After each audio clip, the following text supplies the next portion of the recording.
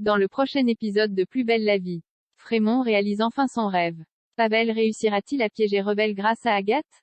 Kevin et Alexandra vont-ils réussir à se rapprocher? Attention, les paragraphes qui suivent contiennent des spoilers sur l'épisode de Plus belle la vie diffusé demain soir sur France 3. Pavel renonce à tuer Luna alors que Luna subit l'effet des somnifères. Pavel l'informe qu'il lui a acheté des vêtements si elle veut se changer. En voyant son état, il s'inquiète. Lorraine explique que Luna a surtout besoin de boire et de manger. Elle lui sert une tasse de thé, mais Pavel est méfiant. Il ordonne à Lorraine de boire dans la tasse. Quand elle refuse de le faire, il la prend à l'écart pour lui rappeler qu'il sera le seul à décider de la façon dont se débarrasser de Luna. Lorraine lui suggère de le faire au plus vite. Un peu plus tard, Pavel s'introduit dans la chambre de Luna, prêt à l'étouffer avec un oreiller.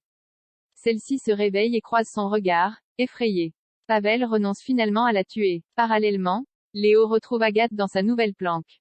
Il l'observe discuter avec un homme. Agathe lui révèle ensuite qu'il s'agit de l'homme de main de Pavel. Alors qu'Agathe veut quitter Marseille au plus vite, Léo y voit l'opportunité de retrouver Luna.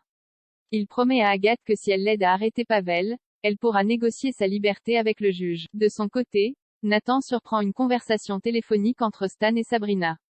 Il entend que Stan respecte leur arrangement et ne le dénonce pas. Il fait donc ses adieux à son ex-petite amie en lui faisant promettre d'être heureuse. Pendant ce temps, l'homme de main de Pavel se fait passer pour Manuel Jolival, le secrétaire personnel du directeur de cabinet du ministère de la Justice. Il se présente à Rebelle pour organiser un faux rendez-vous entre le procureur et son soi-disant patron le lendemain, à 13h, dans la villa où ce dernier est descendu.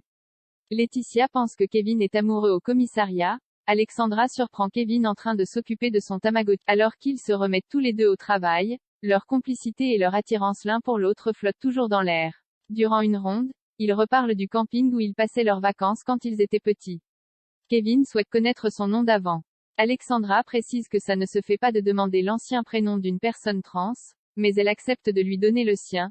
Il s'agit de Yann. Kevin se souvient effectivement d'elle et de son vélo à petite roulette. Alexandra se souvient aussi des soirées mousse auxquelles elle n'avait pas le droit de participer, évoquant avec nostalgie cet univers parallèle où les normes n'existaient plus. En traversant la place du Mistral, ils se confient ensuite mutuellement au sujet de leurs ex.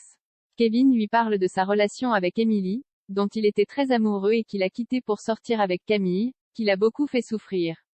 Alexandra, quant à elle, lui parle de son ex Sven, qu'elle a rencontré sur une application. Elle était très amoureuse de lui, avant de se rendre compte qu'il la considérait comme un simple fantasme sexuel.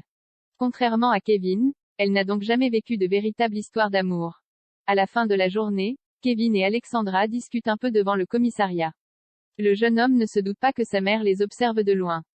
Elle est ainsi témoin de l'échange complice entre Alexandra et son fils. Sur le trajet jusqu'à chez eux, elle le bombarde de questions pour en savoir plus. Laetitia comprend pourquoi Kevin se faisait beau ces derniers temps.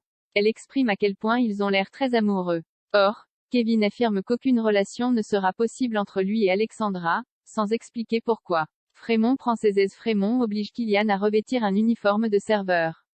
Il requiert également son aide pour l'aider à s'installer dans le studio au-dessus du bar. Kylian est exaspéré, d'autant que Frémont fume des cigares à l'intérieur. Pendant le service, Frémont constate que Sounali et ses amis ont consommé un verre depuis plus d'une heure. Il fait en sorte de les pousser à prendre une deuxième tournée mais son insistance est mal reçue.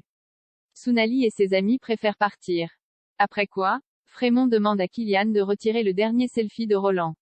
L'adolescent récupère le cadre et le confie à Thomas Omarcy. Il avoue que l'ambiance au bar est très difficile.